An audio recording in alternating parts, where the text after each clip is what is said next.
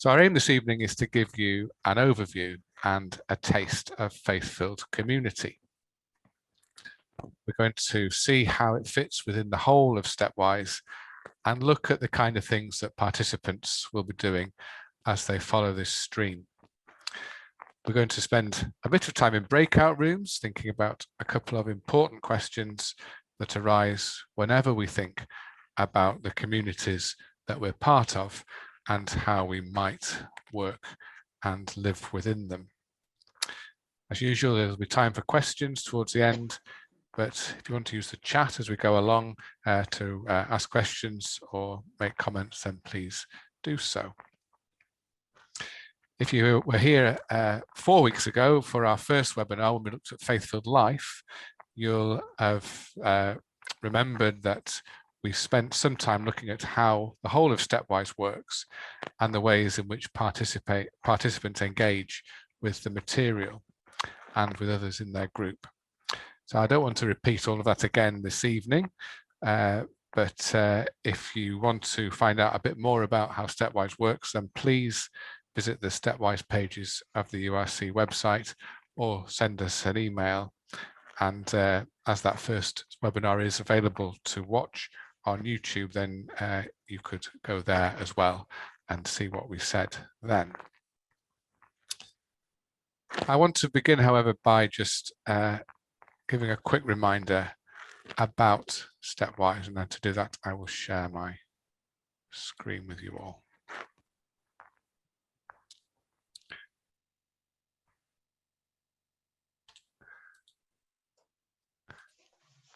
So you'll remember that Stepwise is made up of 5 streams, and the first of these streams is Faith-filled Life, and every Stepwise journey begins here. And then, having completed Faith-filled Life, you can move on to one of the other streams, including, and the subject of this evening's webinar, Faith-filled Community. Now, Faith-filled Community is designed to help you to deepen your understanding of how the church can be active within the communities in which it's set and what this means for us as disciples of Jesus. So as a way to begin our thinking this evening and to model and give you a taste of how Stepwise works, I first of all want to ask you a question. What does community mean to you? And I'm going to invite you to go into small breakout rooms just for 10 minutes and give you the opportunity to think about this question and to share those thoughts with others. So introduce yourselves to each other and then listen to what each of you thinks about community. What does community mean to you? We'll see you in 10 minutes. So welcome back. Thank you. I hope that was a good experience and that you had some interesting discussions. In the first session of Faith-filled Community, participants will spend some time thinking about that question too, as a kind of introduction and a way into thinking about what they were doing in the rest of the stream. What is community? What communities are they part of? What's the significance of community for their lives and that of their neighbours, whoever they might be? In session 1, we've also included a short video clip. It's a clip of the Batley Iftar, which shows how community came together following the murder of their MP, Joe Cox, a few years ago. This demonstrates that communities are important and that creating healthy, functional communities takes the work and commitment of many from across the political and religious spectrum. So we're just going to watch this short video clip now and just think about what it says to you. Today is a very special evening because we've got the Batley Iftar. It's celebration of culture, faith, community, all of those things. Tonight we're inviting our whole community to come and experience what an iftar is and learn a little bit more about Ramadan. Food and friendship is on our menu tonight. We're remembering Jo, and we're also remembering what she stood for about bringing communities together, and this gives everyone the opportunity to learn a little bit more. The more in common message is so true when you meet these people and you realise that we're all just the same. We all laugh at the same things, we all worry about the same things. I've made some lifelong friends at last year's Batley Iftar, and I'm hoping to make some more this year.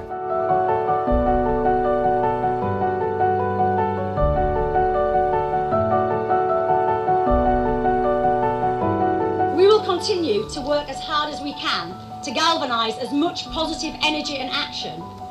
We do indeed, as Jo said, have far more in common than the things that divide us. It's a joy, it's a happiness, it's just a good vibe. It's a hope it gives to people that we can get on, even though we're different, we've still got more in common.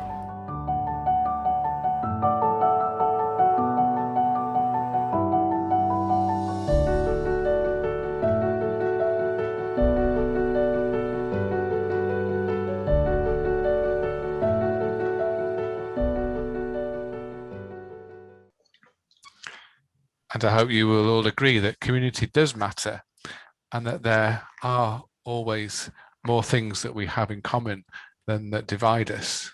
And even though that we're all different, I don't think that you'd be here this evening if you didn't believe that. So let's move on to thinking a bit more in a bit more detail at Faith-filled Community and the aims of this stream.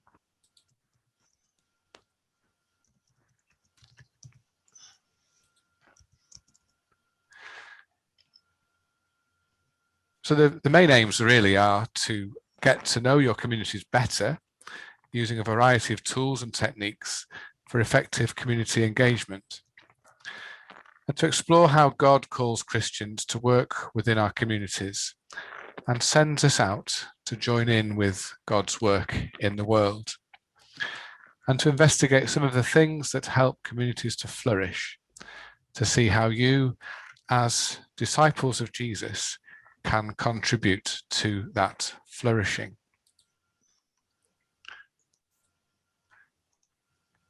We'll also explore some biblical ideas about justice in society and look at ways that the church can be a positive agent for justice and change.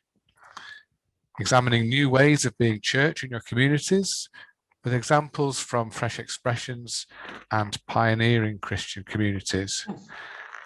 And then thinking about how we work together with a group to initiate and develop a community project in your neighbourhood. The shape of Faith-filled Community looks like this. There are 5 themes over 10 sessions, and this includes a group project. The first theme or section is about getting to know your communities. Then there's a couple of sessions about missional communities, how we're called to practice mission in community and how we do that. A couple of sessions about flourishing communities and how we might help to create them. Then there's some sessions thinking about justice and injustice. And then finally, as the stream comes to a close, we introduce things like fresh expressions and pioneering church communities and new ways of being church.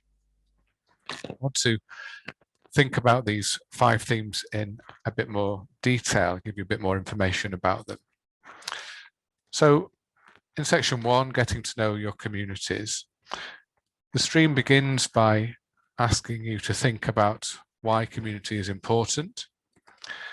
And the aim of this first session is to help you to find ways to get to know your communities better. It introduces some tools like a community audit that can be used to obtain and analyze community data, but also encourages community listening and observing. You'll learn about the pastoral cycle and ways to begin to think about what's involved in community development and how it works. You'll also look at some modern day parables and are encouraged to think about the relationship between community and God's kingdom.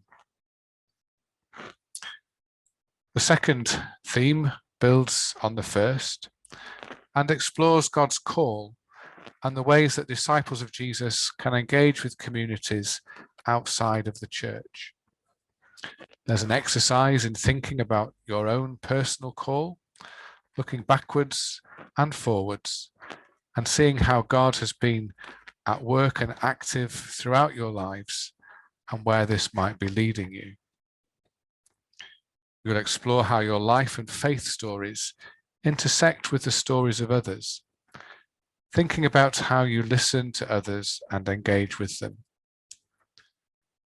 You'll think about the link between call and mission and how you might share good news in your communities in meaningful and appropriate ways.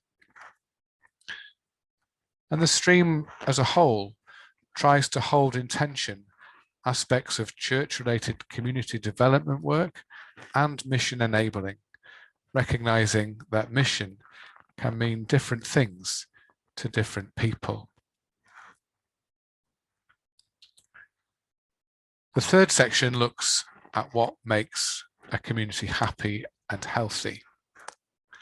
It asks you to think about the communities you are part of, or the communities that you know well, and how you know whether they might be healthy communities. It goes on to think about how the church and other faith communities can contribute to the flourishing of communities and reflect on what this means from the perspective of discipleship and faith. You'll also learn more about different models of community work, with some examples of how different communities have been enabled to flourish. The fourth section focuses on justice and injustice. It begins by looking at how justice and injustice feature in the Bible and explores how you can create groups that support justice in your neighborhoods and communities, and how you can contribute to making a difference. You'll learn some practical skills with an encouragement to get involved. And it's in this section that you'll also start to plan for your group project. This will involve researching the needs of a community around you and with others, develop a plan of action to tackle injustice, while ensuring that these actions are carried out with compassion and respect for those you are working with.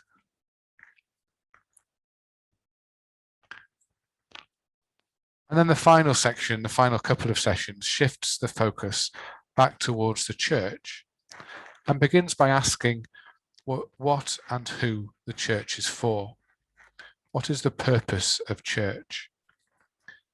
It introduces some thinking developed through fresh expressions about the values that every church should demonstrate and how these values together contribute to a church becoming a community that engages with the communities around it. It challenges you to think whether these values are true for the churches that you are most familiar with.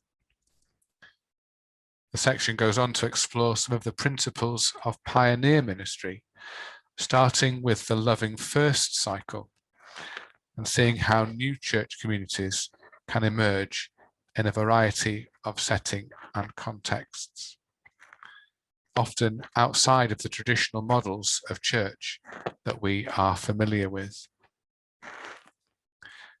Time is also spent in these final sessions evaluating the group project and considering whether or not it might have a future, whether it's something that you want to carry on with.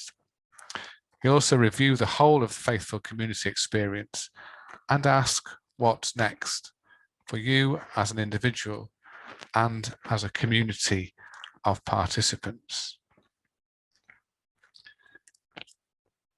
You can find a more detailed stream outline for this and all of the other Stepwise streams within the Stepwise pages of the URC website.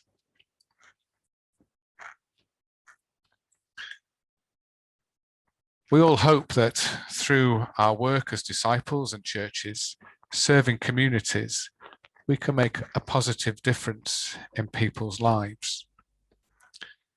Another short video clip that we've used in the session on creating communities of justice features Lem Cisse, the poet, writer, and currently Chancellor of the University of Manchester.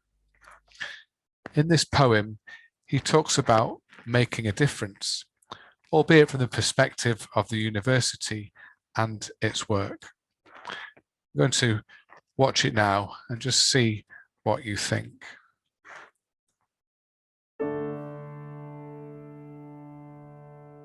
We are shaking and breaking and waking in difference. We are quaking and taking and making a difference.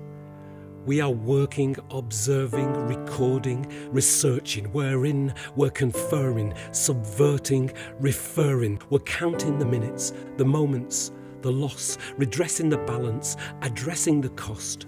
We are citing and fighting. It's all in the writing. The spark is igniting. In dark we are lightning. We're breaking the brackets. The fact is the planet's in rackets and rackets of rackets in brackets. The systems, the victims, the damning, the scamming, the biased, predicting, the beating and banning. We teach through closed doors. When none listen we hear. When heads turn away, we volunteer to relentless censors, the damned and defenseless. Our words are the action, the louder reaction. We count the cells in illness, we name the unnamed, we count the invisible, we make change. We work, we stand tall, we rise up to be counted, we work above all, we climb mountains. The skills we exchange, the breaking of chains, the actions sustained, the makers of change. We are shaking and breaking and waking in difference. We are quaking and taking and making a difference.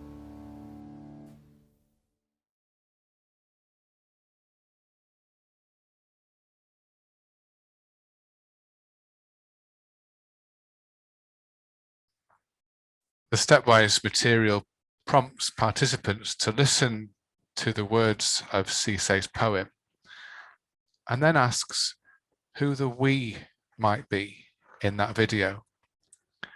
Can the we be us as the church, as Christ's disciples, who are, in Cisse's words, shaking and breaking and waking in difference, quaking and taking and making a difference? If the answer is yes, then we must also ask how. How might we, as disciples of Jesus, make a difference in the communities where we are called to work and serve? It's a kind of key question that threads throughout the whole of Faith-filled Community. And so again, we're going to break into small groups and just spend a further 10 minutes thinking about this question this evening. How can we, as disciples of Jesus, make a difference in our communities and help them to flourish? Yeah, welcome back. I hope you enjoyed your brief discussions. Good. Good.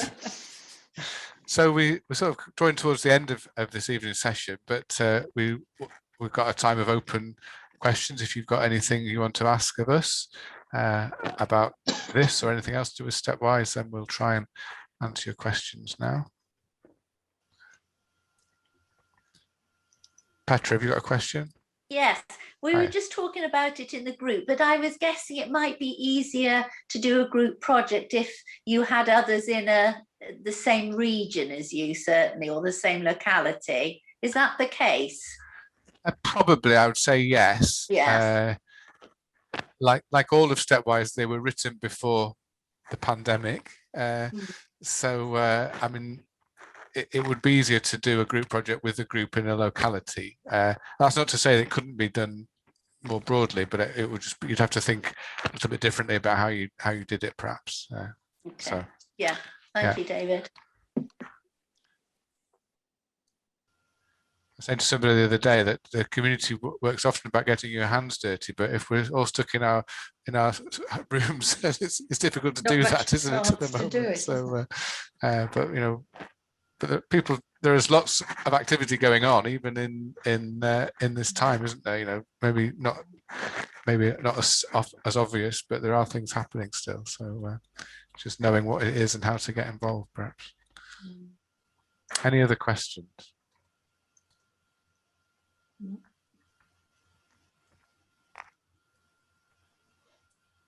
look very good. We all talk so much. Well, if you do have other things that occur to you or you want to find out more, then please get in touch with us. We'll put the details up at the end of this session, and you can find them on the website as well. But if there are no further questions, before we do end, I've asked Steve to just say a few words of encouragement to anybody who might be considering doing Faith-filled Community. As I said earlier, Steve works as the development worker for Church-related Community Work Ministry in the URC, and he's been with us on this journey of creating this stepwise stream right from the beginning, and has helped us to shape some of the material as we've gone along. So, Steve, welcome. Thank you very much, David, for the intro, and also for just how clearly you explained Faith-filled Community. So thank you for that. Yes, as David said, I have the real privilege of working with church-related community workers and also with special category ministry post holders, so chaplains, pioneers, etc. And they've been telling me, probably more so in these last 12 months, how there's an increasing number of people who are volunteering or engaged in community partnerships, or maybe on the emergency provision or food larders, etc., who are serious about doing more as faithful disciples and putting their faith into action. And I'm also getting more and more inquiries from churches as well that, the spotlight has been shone on adversity in communities and poverty and just the challenges that people are facing now. And churches, I think, are more serious and more enthusiastic to try and make the difference, as Lem was sort of hinting at. So I think, Faith-filled Community is a wonderful starting point just to investigate a bit further and to gain skills and means and tools of, engaging more in partnerships, exercising community audits. There's so much in the course over the 10 sessions to take that enthusiasm further and actually give some competence to your enthusiasm. Of course, as David said, I am a bit biased. I've been a little bit involved in the writing of some of the streams. And I think it's fair to say that it's been a real creative tension between the different themes, the purist, as it were, community development and community organising side of things, the social injustice sort of approaches, the more overt evangelistic and pioneering and fresh expressions. But as I said, I think that's a real creative tension, and anyone, stepping on this journey and doing Faith-filled Community will gain a lot from the rigour between the different themes and how they work together for God's mission. I mean, that's what it's about at the end of the day. How do we join in with God's mission in our neighbourhood and communities? So yes, I'd really encourage anybody or yourselves to have a go. We were talking our little group, Fliss, who's with us, actually did a similar course originally, and now she's a trainee as a church-related community worker. And often it can be that sort of journey, but not necessarily. It can be for people in your churches or neighbourhoods who literally just want to do a bit more than they're doing at present. So I'd really encourage you to use it as a springboard to how can we put our faith into action? How can we be agents of change? How can we work towards flourishing communities? So thank you for listening. And if you want to know any more, please let me know, or David or Marion. Brilliant. Thank you very much, Steve. Yes. Yeah. How can we be agents of change in our communities? That's a really important key question for us as we as we come out of the pandemic as well, and we begin to think again about what the church's place is in society and in community, and what's changed, and how we can perhaps reinvest in the neighbourhoods and in people's lives where we are. So what's next? What's if you're interested in faith-filled community, what do you do? So, as I said earlier, Faith-filled Life is the opening stream of Stepwise, and you do that first, and then once you've done Faith-filled Life, you can explore further how you might join a group to do Faith-filled Community, or form a group to do Faith-filled Community.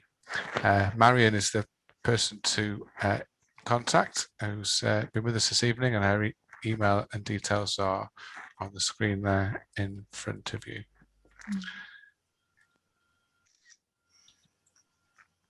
This is, as I said, the third of a series of webinars, with 2 more to come. We're having a break of 3 weeks for Easter, and so we'll be back here on the 13th of April to explore faith-fueled leadership, the one that catches everyone out because it's a different, it's not filled, it's fueled, faith-fueled leadership, and then the final one on the 27th, faith-filled confidence. So thank you all for coming this evening and for your interest in Faith-filled Community. It's been really good to see you. It's been I hope you've had some interesting conversations, and it sort of whetted your appetite a bit for the kind of conversations that might take place if you were pursuing Faith-filled Community and thinking a bit more about this stream. So I might see some of you in a few weeks' time. I wish you all a very happy Easter in the meantime. Yeah, thank you, everyone. And you. Have a good evening. Thanks, David. Thanks, everyone. Bye-bye, everybody.